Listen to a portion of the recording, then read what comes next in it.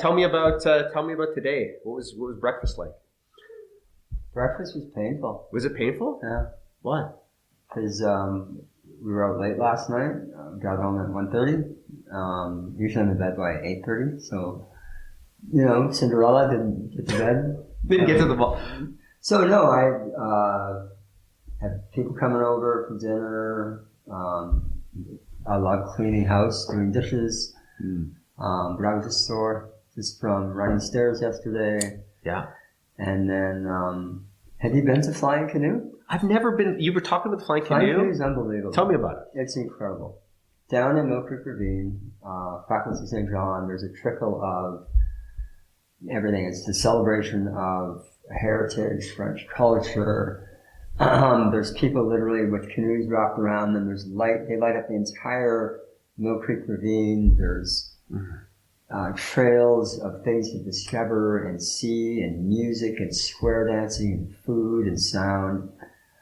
It's just amazing. So was this just, was this a big celebration, like a specific day? It's every year, 3 days, this time of the year, flying canoe. And the weirdest part is we're walking around in the dark and you bump into people that you know. It's so amazing. We bumped into so many people last night.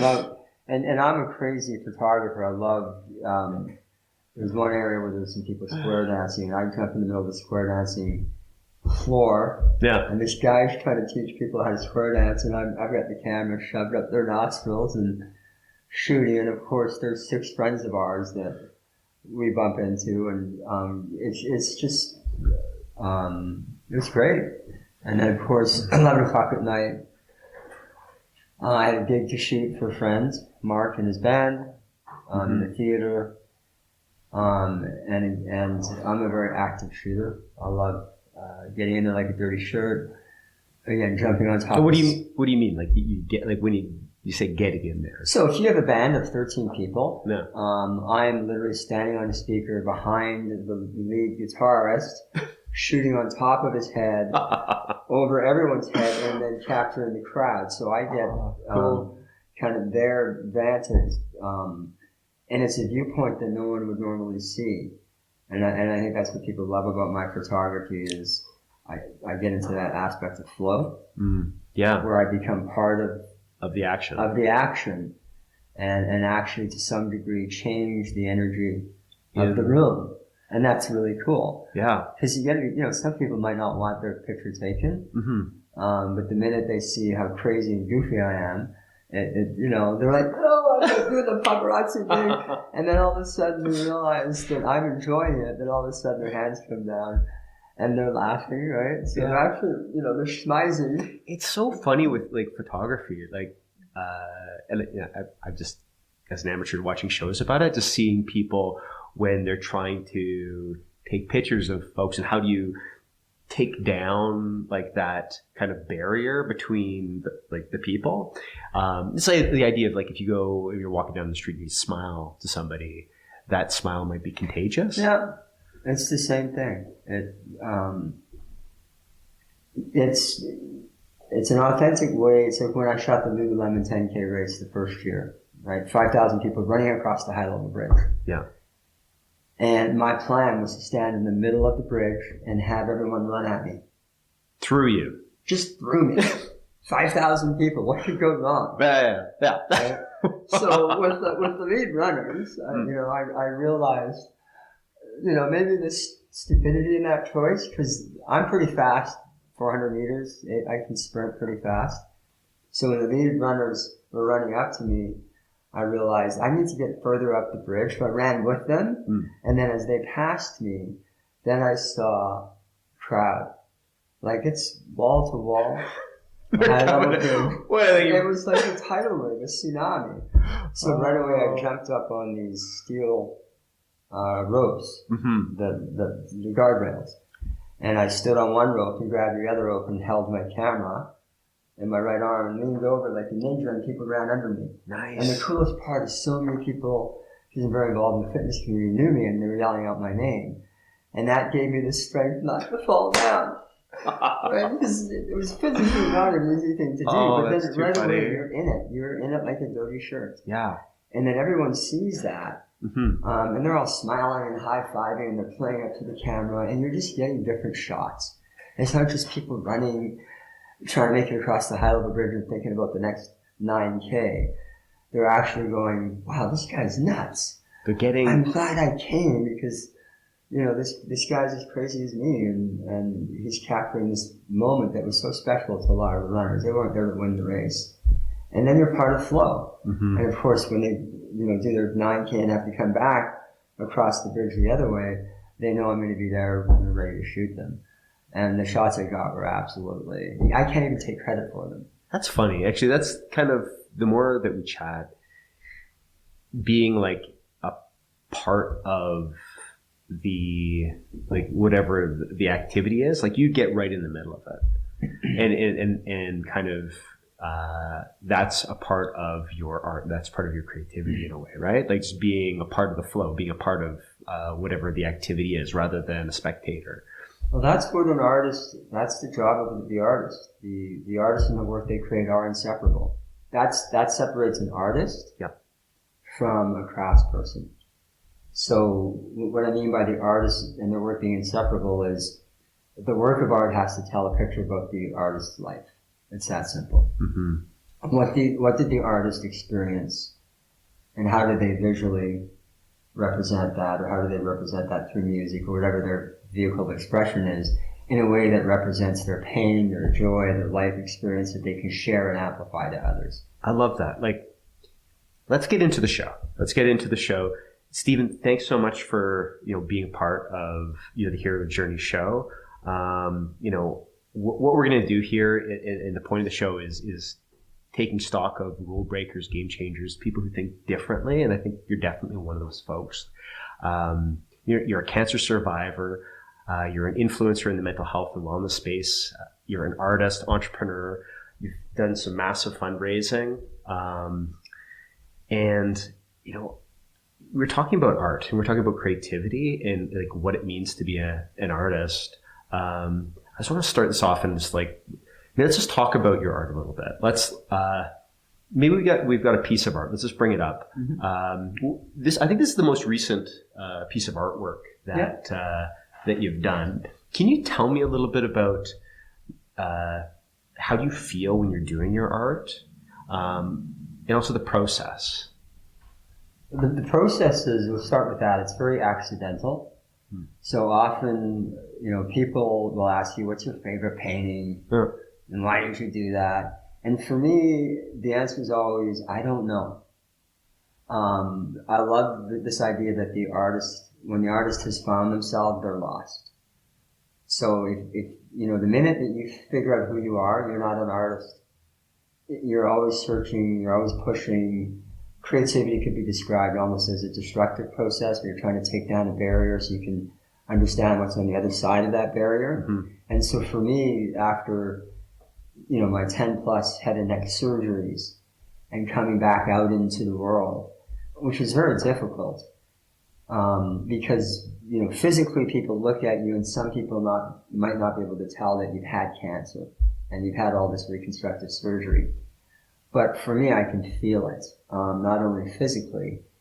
Like right now, as I sit here, it feels like someone's choking me. There's this tight, 5-inch rubber band around my neck. That will never go away, except when I make my art. Art's almost like medicine. Your mind wanders and you don't feel that pain. So there was the physical aspect of my cancer. And then there was also this identity that happened.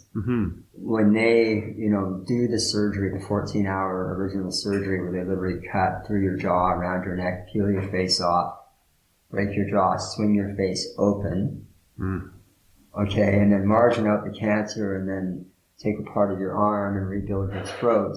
This is very traumatic. Like this is medicine, surgery in the most advanced state in the world, done right here in Edmonton. But for me, that had another psychological impact. I simply didn't know who I was.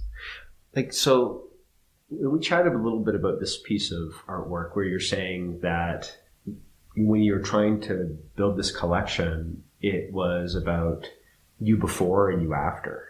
Identity. You feel like, pre-cancer is at the top of my game.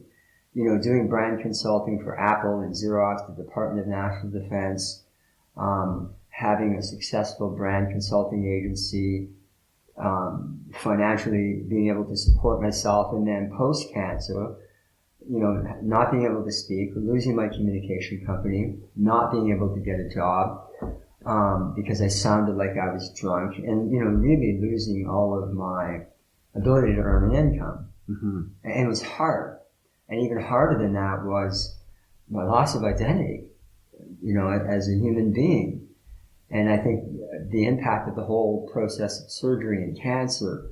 And so again, paintings like this I do them I'm almost like the surgeon. I'm trying to reconstruct Steven by symbolically painting all these faces and appropriating images from Miro and other artists into these mask-like figures. And I'm no different than my surgeons, except I'm maybe operating on my own soul, my own spirit. I'm trying to figure out who the hell I am. Like, where did I go, and who am I going to be in the future? I mean, I literally when I came back out into the public, people just didn't recognize me. I'd be at a social event, and they'd be talking about my art on the wall at my showing, and they thought it was posthumous. They thought I died. And it was just the weirdest feeling in the world. For people who I did, brand consulting work with for 3 or 4 years, they were talking about me like I was dead. Like, so when you're doing your art, is it a process of healing as well? 100%. So the choice was take morphine or make art. And things were so bad financially, I couldn't afford the morphine. And the art making part of it, we call it arts in medicine, is very meditative. Every artist can relate to this. It's the part that can't be taken away from the artist, the process of making the art. So the artist can sell the painting, someone can steal it, they can burn it, I don't care, but that actual experience of having made the art, that always belongs with the artist. And I think there's a lot of value in myself, having gone through the cancer and the surgery and the radiation, just to be in that process, to sort of recapture some, not self-esteem, but, self-efficacy, some resilience, to try to find threads of, why am I here on this earth? Just to reinforce, I made another painting, I went through the process, I own that process. Now let's move on to the next piece and the next piece, and start to create that flow back into life. One thing, like when people look at like artwork like your own, is that's something that I could never do, right? Like that takes a creative mindset. It's all about somebody who's born with a gift, and then like the average person like me, I'm thinking like I enjoy drawing. Like me and my daughter like fool around with it. We love painting, but that's not like like it's not something that we can make that's beautiful like that. Is it effort also that matters? Like, is it the effort or the creativity? Like what is, if you don't have that gift, or can you still heal in a way just like that? Or do you have to pick up a gift that you already have? The Arts and Medicine program, it's great because I would say 95% of the people that have tried arts and medicine have reacted that way. I'm not an artist. I can't make art. I'm not going to do a soapstone sculpture of a bear, or I'm not going to do a painting. I've never done that. But it's really interesting because when they actually get in the process of doing it, it's the process that matters. It's not, the outcome is great, but they get into that flow state. And whether, you don't judge on whether the art is good or bad, it's just that experience of flow state. And the value there is, they're actually doing, we call it the second state of passion. There's 2 states of passion, right? There's the fireworks. I was born with this talent. There's this thing that I love. The Oilers won a hockey game. Yay. there's that thing that gets you excited. And then there's that second part of passion where you're doing a task and you're not aware of it, and you're in flow state, 3 hours passes and you realize, holy shit, I've just completed something that was sort of hard. And for people that don't do art, that use arts in medicine, they experience that flow state. And whether or not they're passionate about art or not, it does tap into that emotive quality that it could be art that they're passionate about. They're just all of a sudden aware that there's something in them that matters. And that process of making the art brought them to that level. Yeah. So it's not, and it's that, it's not, you know, you don't have to be born an artist. But when we're little and we're in kindergarten and we're dragging the brush, think about this.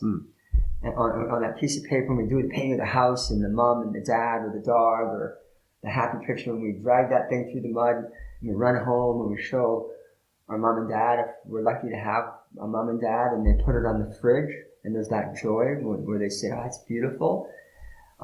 We never lose that experience. We carry that through our entire life of having made something.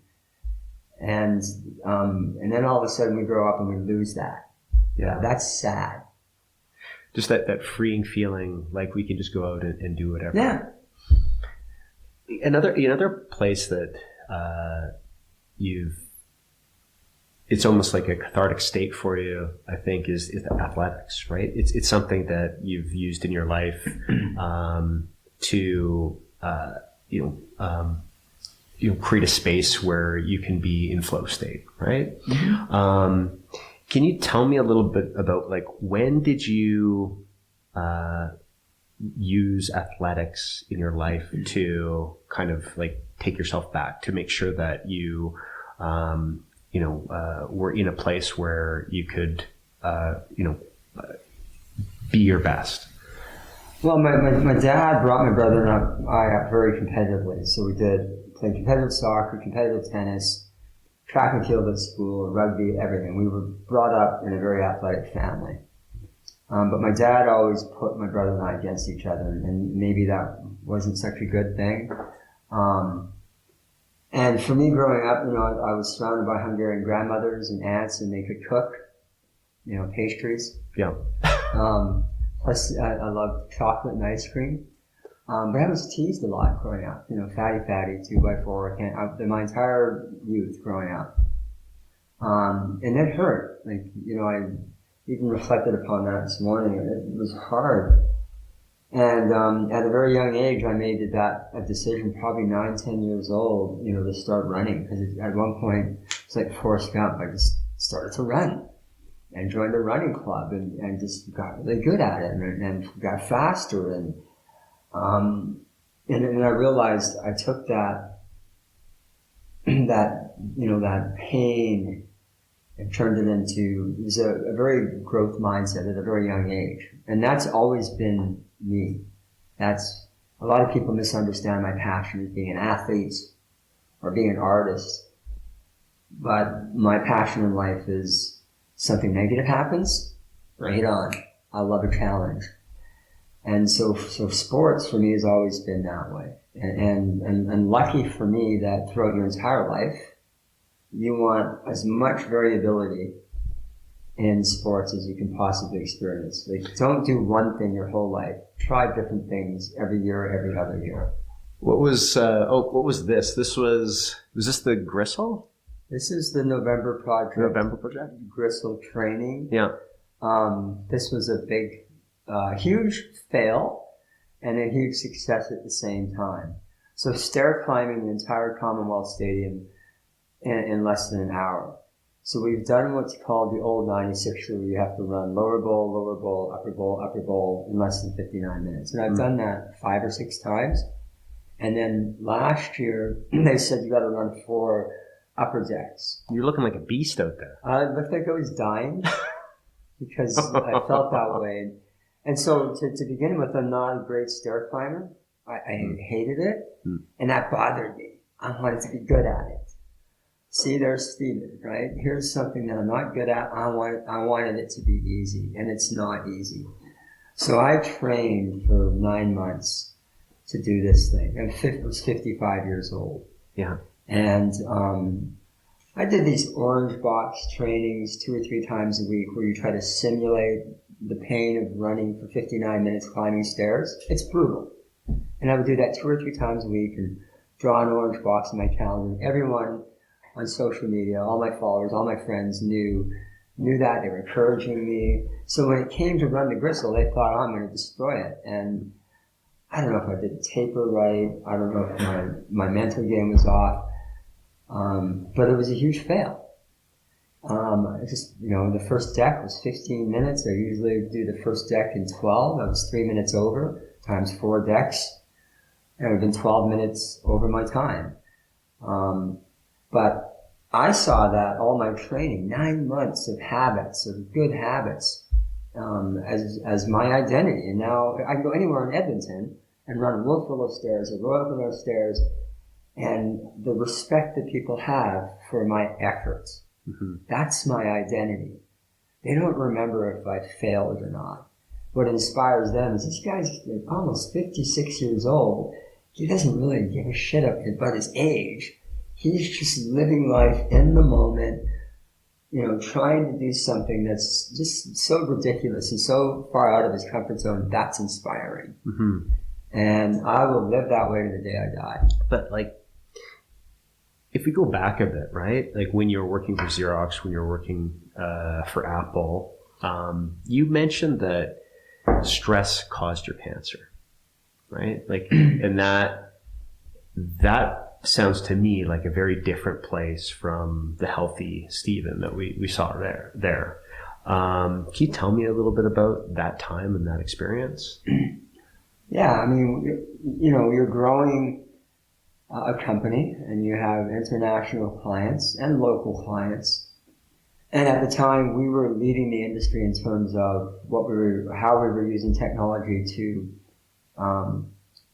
facilitate brand building. We were doing it in real time with crowdsourcing technology. We were literally at 10 years ahead of our time. Mm-hmm. So we built Alberta's Promise, Bill 1, the little red wagon, around the table with all the stakeholders at that table using a tool where all the stakeholders, the United Way, Big Brothers, Big Sisters, any agency in the province that would help children was represented. And we were able to collect all their information all at once and formulate 5 promises in real time. This was 20 years ago. So think about we were way ahead of the crowdsourcing curve.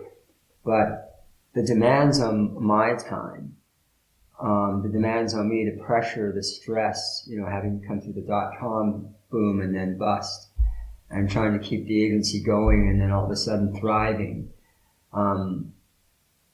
it just caused the form of stress that, pulling all-nighters is not good. And then you break that universal law where, if you spend time with your children and just blow off business meetings, that's a good thing.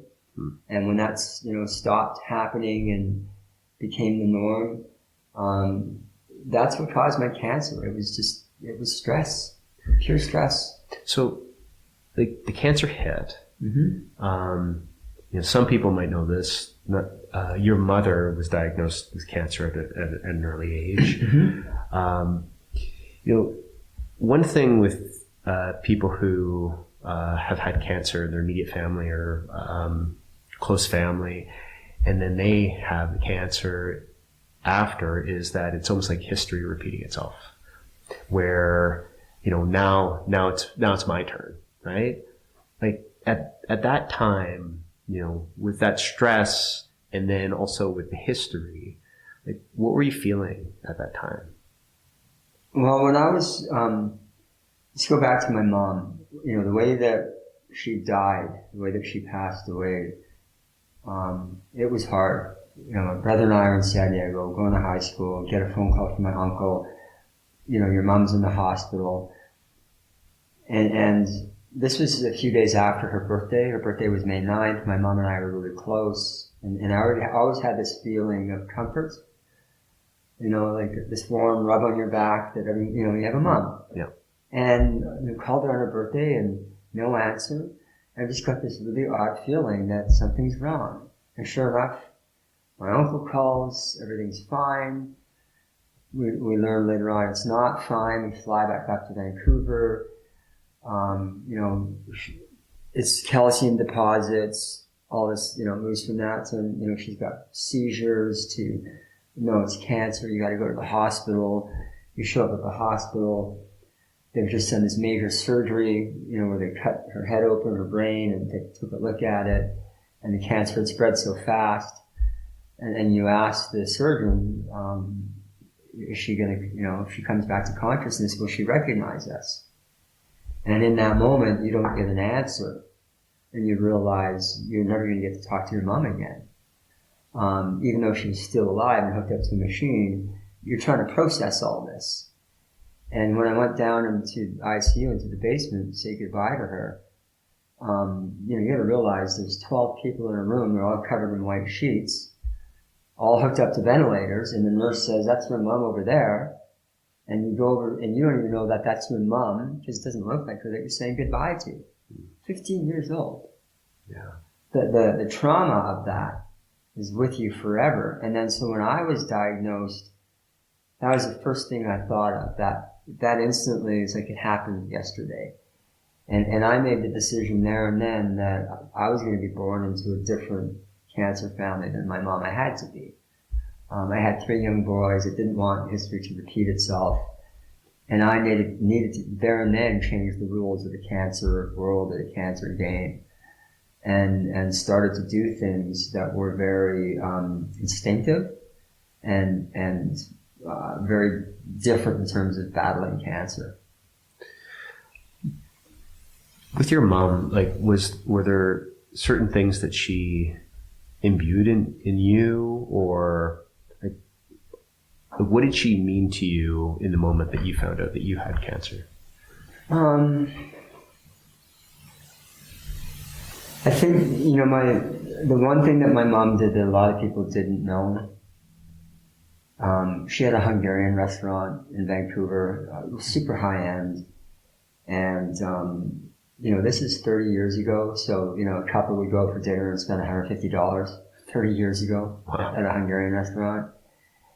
And I'd visit her later on, 10:30, 11 o'clock at night as the restaurant was winding down. And I always remembered that she'd, feed the Hungarian gypsies, and, that would come in the back door and sit down in this fancy restaurant and just take care of them.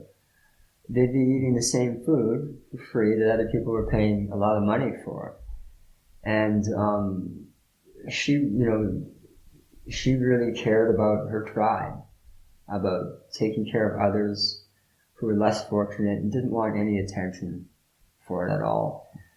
And so when I was diagnosed, I actually made the decision. I wandered around the U of A hospital like an idiot with my IV, pushing that stupid thing around. And I remember stopping at the chapel on the 4th floor, and it was locked. I couldn't go inside. I'm not even that religious.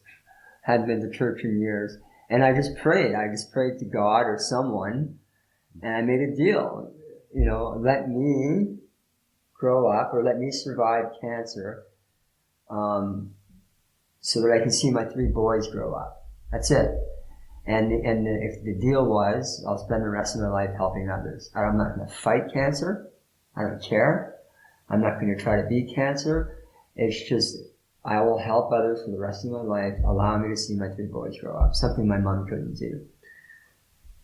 So now you're going through this experience, right? And you basically, you're probably being introduced to doctors. You're going to be taken through a process. What was that process like? I mean, it was scary. The first thing you do is you go on the internet, you look at other head and neck cancer patients, and it's horrible. You can't eat, you can't speak, a feeding tube in your stomach, life expectancy of less than 5 years, 4.2, 4.8 years, head and neck cancer survival, radiation, which is scary. And you're in a room with 7, 9 doctors, and they're all telling you different things. And one doctor's pulling you aside saying, "Oh, your whole face is going to fall apart, and you're going to need all these other surgeries. Well, how come those other surgeons over there aren't telling me that? You lose all control. It's such a clinical process that 99% of cancer patients lose control. They're told, don't go on Google, don't Google your cancer. And they're right, because everyone's cancer is different. Yeah. You might be a head and neck cancer patient or a breast cancer patient, but everyone's disease and the way that your body deals with it is different. But I guess the thing that I did right was I didn't get sucked into the clinical world. I went the other path, the self-empowerment path, where I learned, what are all the things I can do to make myself strong? The things that I can control, as opposed to the cancer world controlling me. Mm-hmm. Because the cancer world, cancer took my mom away, and I had no control over that. I had no control over the doctors, that looked after my mom and their response, which was so dehumanizing. And yet what I could do is I could control my relationship with my doctors by simply reframing who they were to me. Don't treat me like a patient, treat me like a human, because I'm treating you like a human. Mm. And I never let the cancer or the healthcare world get that upper clinical hand on me. Did you find that, what are examples of you going through that, trying to humanize yourself? The first instinct I did was work out. I got this, when I went through my first 14-hour surgery, this is a major surgery, described it earlier, and you come out of ICU, the intensive care unit. I wear glasses. I didn't have my glasses on. You have a tracheotomy in your throat. I woke up, and I actually thought I died. For 2 minutes, I thought I died. There's a screen in front of you, a veil. There's all these tubes hanging down from your neck. I couldn't see very well. It was all fuzzy and hazy. And I thought that was it. I didn't make it. Mm. And it wasn't until the nurse started poking on my tubes, and I realized I was alive. And then, the one thing I remembered was I have to start moving. I have no control, no bearings over my environment. I need to move. Mm-hmm. And, it got worse the next day or 2 days later, I was put into a respiratory care unit. It was absolute hell. So, you've got this almost, I'd say this very optimistic kind of outlook, right? That's what I feel from you, Steven. But what about that process? What was humanizing about it? When you were in it? I think everyone would be probably trying to do their best in a lot of ways, but you described it as hell. What does that mean for people? Because I don't think people get it. It's you're in pain, and the pain is loss of control, loss of who you are, fear of death. The biggest fear of cancer is the fear of the unknown, and just amplify that. So you can't go to the washroom, you can't get up, you're in pain, you can't talk because of the tracheotomy. And then to amplify that, you're in a respiratory care unit, and the surgery is highly specialized, and one of my doctors, Williams, said to swallow all the junk that comes in my tracheotomy. So there's this byproduct of surgery, tissue. And he said, swallow it, because it'll train the muscles in your arm that are put in your throat on how to simulate real throat muscles. And maybe that'll improve your swallowing and speech function down the road. Well, every time you swallow, you're choking yourself to death. Yeah. So he told me to do that, but maybe some of the respiratory nurses who were supposed to suction that junk out of my tube didn't know. And that was in fact the case. So you would swallow this junk and you'd be killing yourself. So I'm trying to train the muscles in my arm that are attached to the muscles in my throat to swallow, knowing that I can't breathe. I might die. Someone help me. And I remember there were 2 nurses on a shift that may not have known that I was doing this with great frequency. And they were pissed at me because they just kept having to suction out my tube. And there was one point where they just wouldn't do it. And I was choking to death, and I had to grab all the stuff on my bedpan and throw it out in the hallway to get the attention of other nurses. And I was dying. I had no control. It was absolute hell. Like, I guess the equivalent would be waterlogging. I don't know.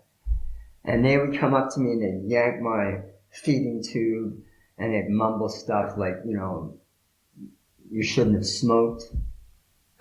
You smoke? Never smoked a day in my life. And yet the cancer I got was probably a byproduct of secondhand smoke. Maybe asbestos, it doesn't matter. But here I am, the most vulnerable, you know, human being in my mind. I mean, there's other people that are in far worse condition than me. I can't breathe. I'm in absolute pain.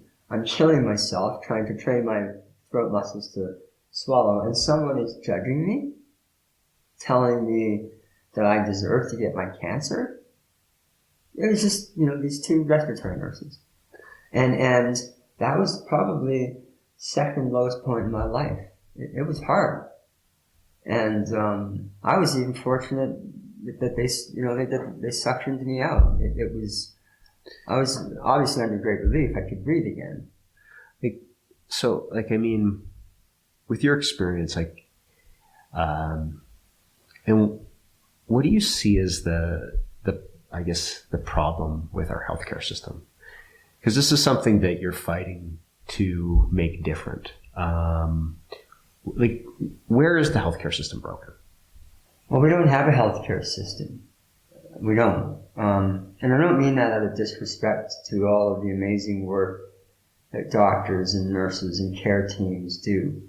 But we have generally evolved into what's called the break-fix care system, where we are conditioned as human beings to, oh, that's okay, we don't really need to take care of ourselves because we can rely on these crazy surgical interventions or pills to fix us. It's so different than having a car and it breaks down and you take it into a garage. And on so many levels, that's wrong. First of all, it's not sustainable as a healthcare system. Any healthcare system, there's no value in it. So what happens is that you spend the last 10 years of your life, yeah, you're living longer, but there's no value. Your health span isn't increased, your lifespan is. So, you know, you're hooked up to machines and given pills to live longer, but you don't really get to enjoy life. And the cost to the healthcare, it's huge. 80% of healthcare costs go to the last 2 years of a person's life, and only to 5% of the people that sit in acute care. It's ridiculous. Alberta spent $25 billion last year on healthcare, and we got such little value out of that. So, you know, on a dollars and cents level, it doesn't make sense. For the doctors themselves, it's dehumanizing for them because they're not getting the spiritual time with patients that they need. They're stressed out. They're not getting the social time with patients. And what I mean by that is a good doctor, any doctor who goes to medical school, can simply sit down and listen to what you're telling them while you're there. And 80% of the time, they can diagnose what's wrong with you without using any medical diagnostic tool at all. Just by listening and asking you about your life story, they can figure out what's wrong with you. And they don't get to do that. There's this wall in between them and you that's pushing them further away from the human qualities that they need in their profession, and they're suffering for it. They're stressed out. They want that human interaction. When you got to the other end of the surgery, and I'm sure the uphill climb after the surgery was enormous. Did you see that you were on the other side of something, that you felt there was real change? When I guess the thing that I did that was unusual was, you know, getting back to the respiratory room, and when I was actually able to get up and do circles in the nursing round, you know, they just said start walking.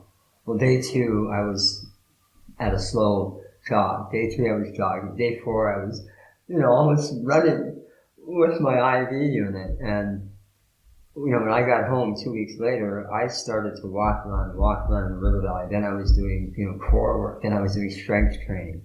And I also did strength training leading up to my surgery. It was really weird. Mm-hmm. When I was first diagnosed, I asked my doctors, all of them, hey, if I, eat and train like an Olympic athlete, will that make a difference? And all of them said, no, you'll be wasting your time. Don't do it. And yet I did it. 5 weeks I trained like an Olympic athlete. All my close friends knew that. And they loved it. But the whole medical community said, you are wasting your time. And we know today that prehabilitative medicine, strength training, aerobic training, prior to any type of cancer surgery, radiation, chemotherapy, immunotherapy, if you do that, it makes you stronger going in, so you're stronger going out. It has so many benefits to the patient. The way that they respond to treatment, it reduces the likelihood that they'll get cancer again. So I was lucky that I did that. And I did that 17 years ago. And if you look at where the world of cancer is today, where it's moving away from take pill, kill cancer, do chemotherapy, kill cancer, it's moving away from that type of thinking more into a metabolic oncology, where they're now looking at what can the patient actually do. They're promoting exercise, pre-clinical intervention, post-intervention. There's some clinical studies worldwide where they're looking at ketogenic diets combined with certain chemotherapy drugs that enhance the efficacy of the drug. And they're realizing that there needs to be a stronger relationship between the doctors and the patients to deal with cancer. And the biggest thing that you can do in that realm is, quite simply, prevention. It's simple things. Prevention. Move a little more, eat a little better, rest a little better. You can prevent 40 to 50% of cancers. I mean, that's huge. When you finished your surgery and, you had a goal, right? After your surgery, and it wasn't to beat cancer. It was to help other people, which, I don't think the average person kind of thinks about. They just want to get over whatever their ordeal is. Mm-hmm. And you've raised, over that time, you raised over $5 million, for various charities. Mm-hmm. What was the approach? What was going through your head to decide to do that instead of just, focus on yourself? I did not want to remember as a cancer survivor. I didn't want my identity to be, he survived cancer. If I didn't make it, I wanted my 3 boys to know that Dad helped others. That's, if I died of cancer, I didn't want to be remembered that cancer took my life. I wanted to be remembered as the guy that just tried to help others. That would be my identity. So I actually saw cancer as an opportunity. I was actually happy that I got cancer when I did, because I was so stressed out. I mean, that's weird. A lot of people don't know that. It was like, I get a time out. If I die, I'm going to get a time out. And I wasn't 100% thrilled with the surgery and the pain and everything I went through, but there was a part of me that was happy, and a bigger part of me that was even happier that I gave myself the opportunity with intention to, I'm going to help others. And if that's what I'm remembered for, whether I beat cancer or not, that's who I want to be remembered for. Mm-hmm. And if you think about that, if the 25,000 Albertans are going to be diagnosed with cancer, we can get them all to think that way. And the moment that they're diagnosed, that, we're sorry that you have this disease, but if you can start to work on yourself, not work on yourself, but just discover things that are unique about yourself, and maybe however small they are, use that to help others, that's big. That's what people will remember you for. If you have a passion for coaching soccer, and you can go out and coach or help co-coach a youth soccer team or whatever, that's the thing that people will remember you for, not the cancer part, right? It's a horrible disease. And that's one way to shift the mindset to not only beat the disease, but There's some very, very powerful research coming out of Stanford that actually supports the neurobiological connection where you can actually impact your body's ability to heal itself. You might not heal your cancer, but you can boost your immune system to the degree that it might make the cancer treatments work better, or you can respond better to them. The work is fascinating. Mm-hmm. And for the first time this year, late last year, they're getting clinical evidence that shows this to be the case.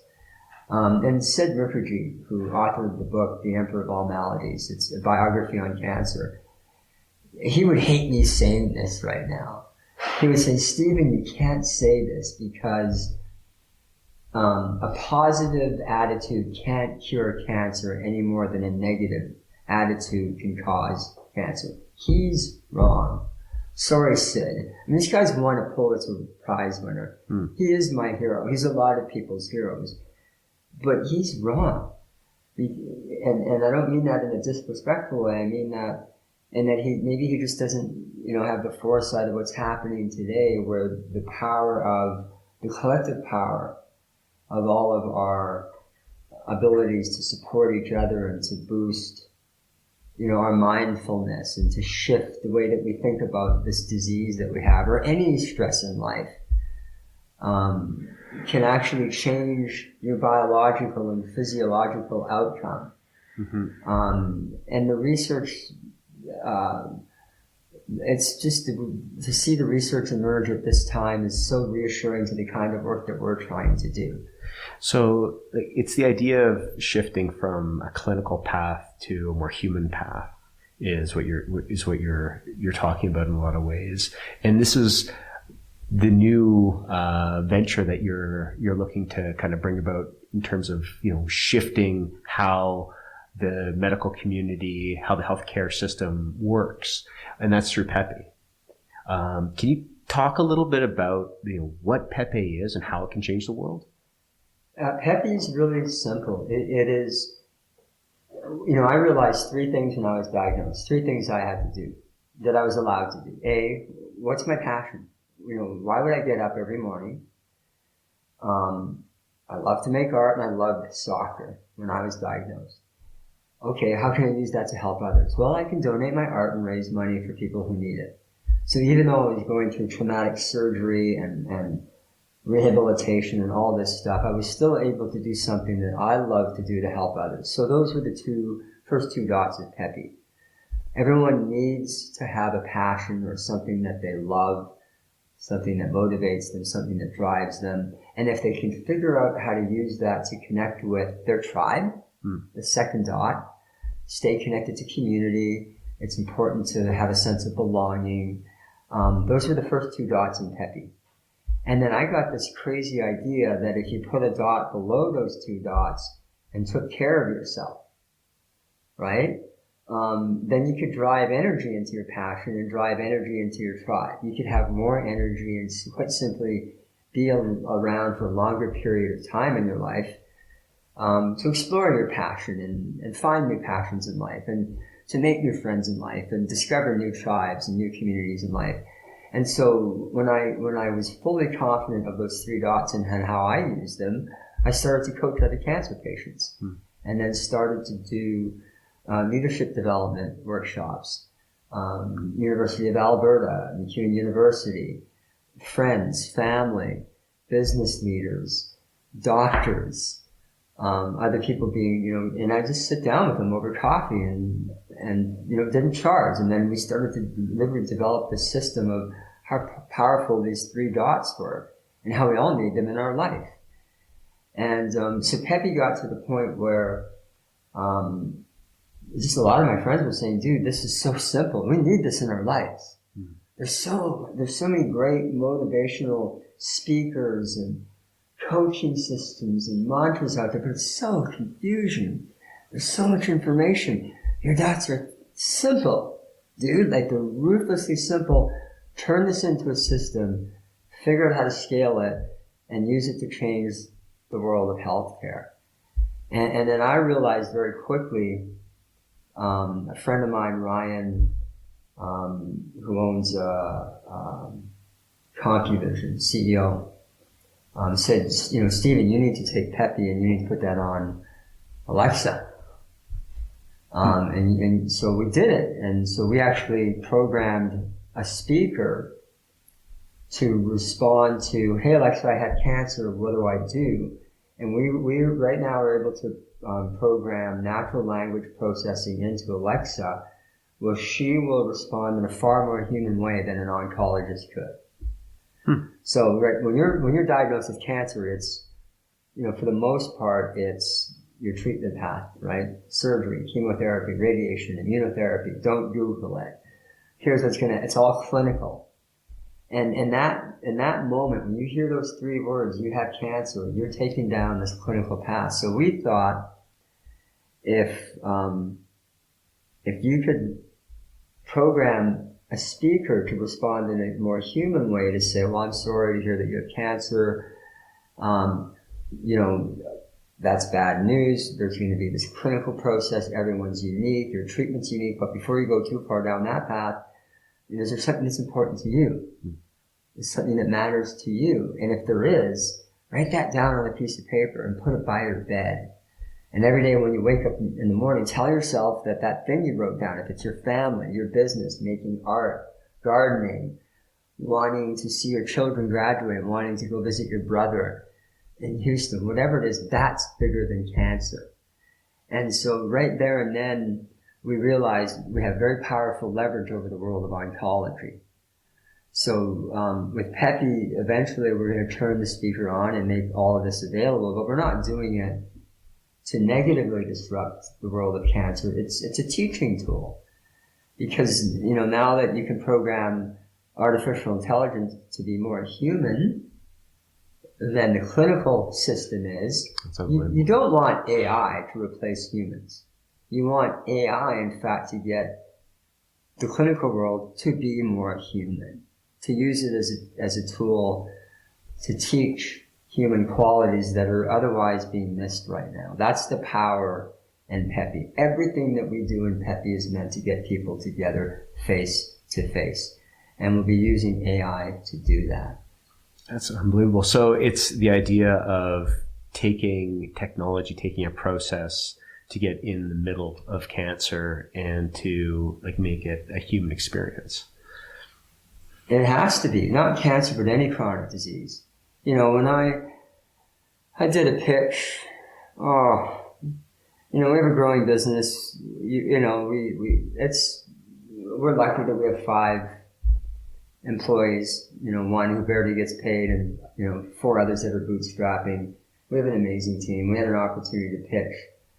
I do a 3-minute business plan pitch for $125,000, $150,000. And it was so weird because we prepared 3 weeks for a 3-minute pitch. And we had, we were trying to fit a company that's all why-based, right? We sort of have a product. We know what the product might look like from a technology process, but really our product is our why, right? Our team doesn't want anyone to get cancer or any chronic disease. And if you're facing a challenge in life, we want to humanize the way that you approach that challenge. So 3 weeks to develop this 3-minute pitch and all of these slides that talk about exit strategy, size of market, what's your product, what's your competitive advantage, trying to fit the mold of, what would your exit strategy be? And then the thing was a complete disaster. I mean, it was a disaster. What do you mean? It's not how I would have done it, right? So the first slide was my mom, and instead of talking 30 minutes or 30 seconds about my mom, I should have just said, here's my mom. When I was 15, she died of cancer. I'm not going to tell her story to all of you, because you'll all cry. Here's a picture of my 3 boys. When I was 38, I was diagnosed, but we're not going to talk about me.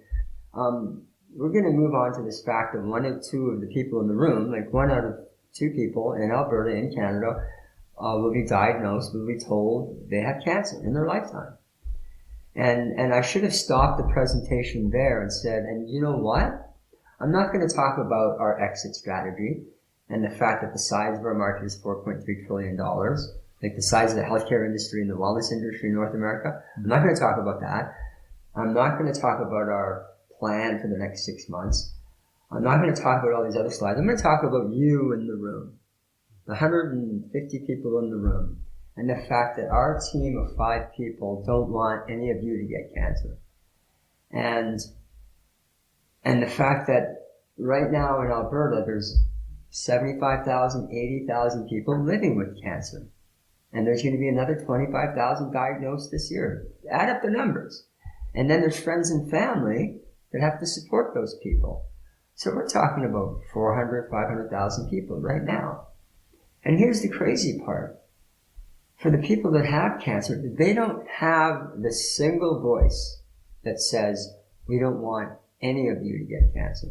Think about that. When was the last time that you saw an ad campaign that said, I have cancer, I don't want you to get cancer? Except for 25, 30 years ago with Barb Tarbox. She was amazing. Mm-hmm. She had no social media. She didn't have the communication channels we have today, and her impact in the last 2 months of her life were tremendous. So I should have just talked about that. I should have said, hey, everyone in the room, there's 25,000 Albertans that are going to be diagnosed in this year, 2020. None of them want you to have cancer. Think about that. And PEPY will provide you with a toolbox where you can support those people. You can motivate them to do the kind of things that I did. You can give them access to PEPY's 3 dots.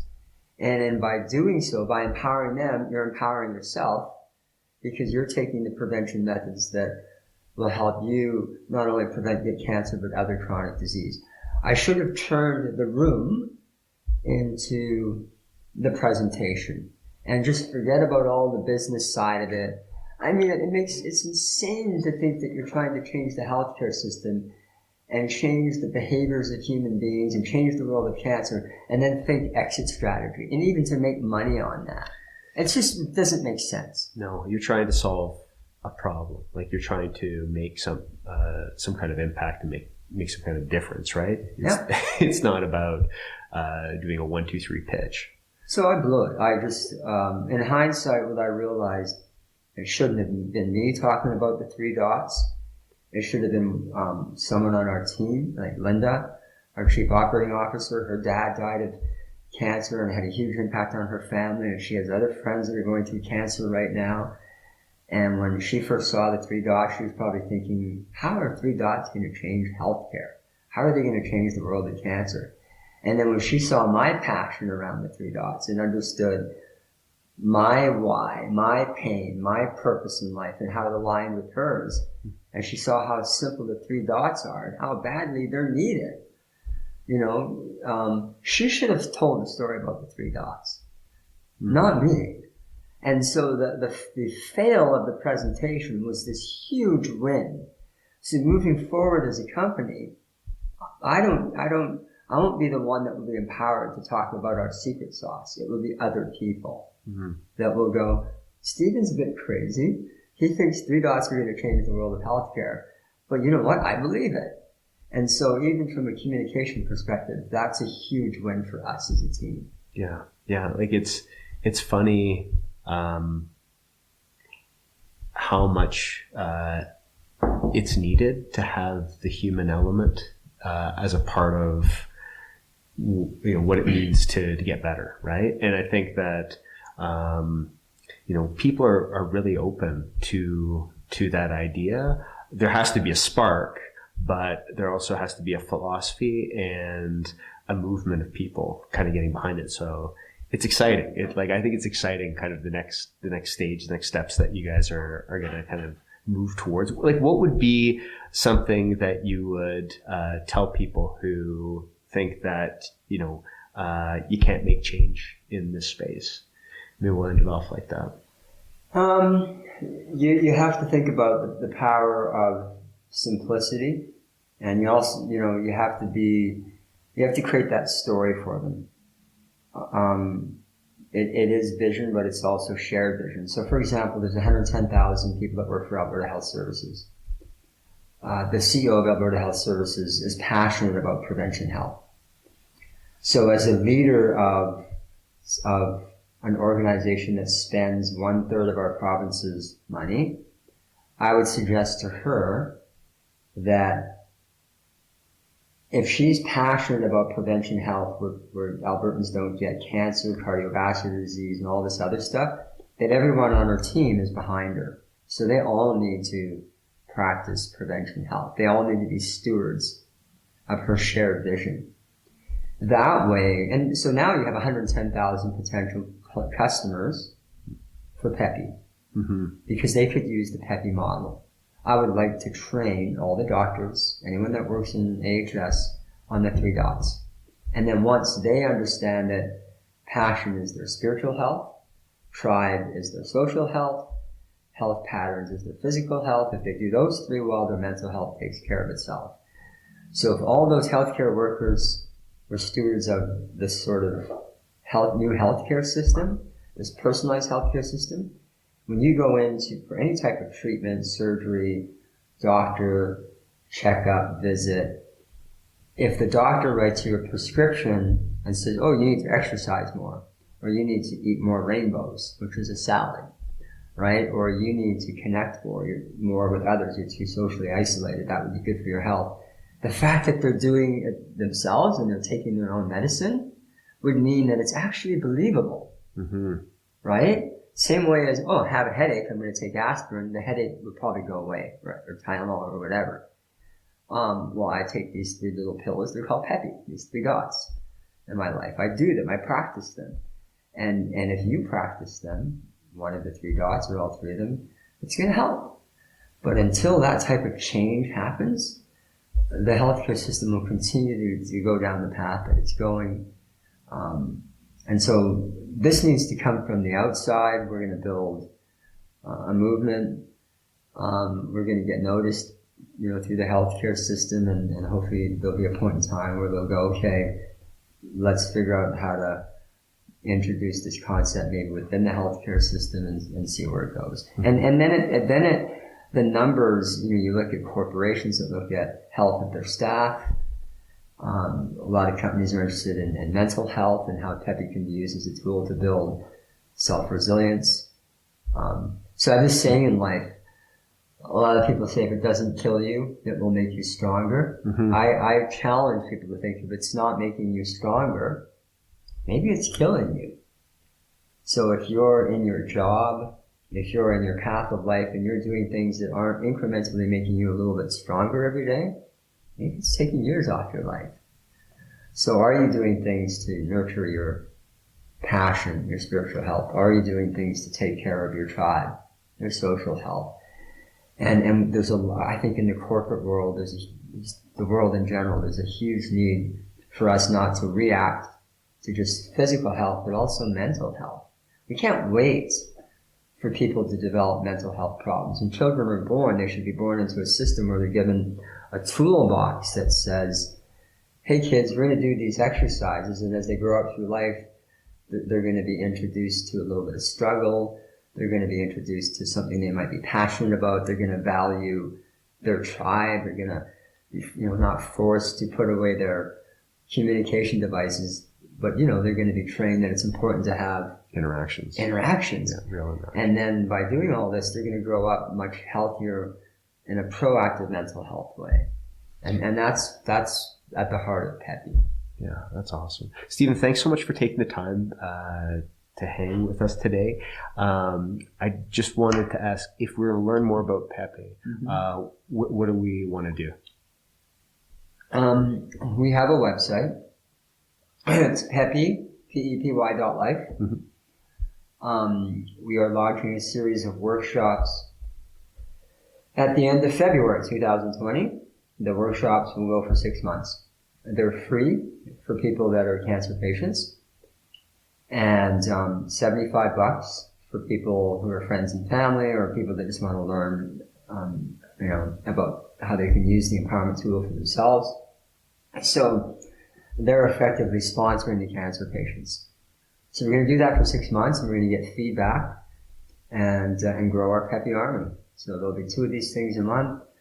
We're excited about the workshops. They are life affirming for people who will show up and experience it.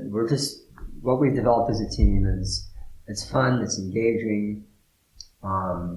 People will leave the workshops feeling like they know their life path and their life purpose. It's exciting. That's awesome. All right. Thanks so much for your time. Thank you. All right. Thanks.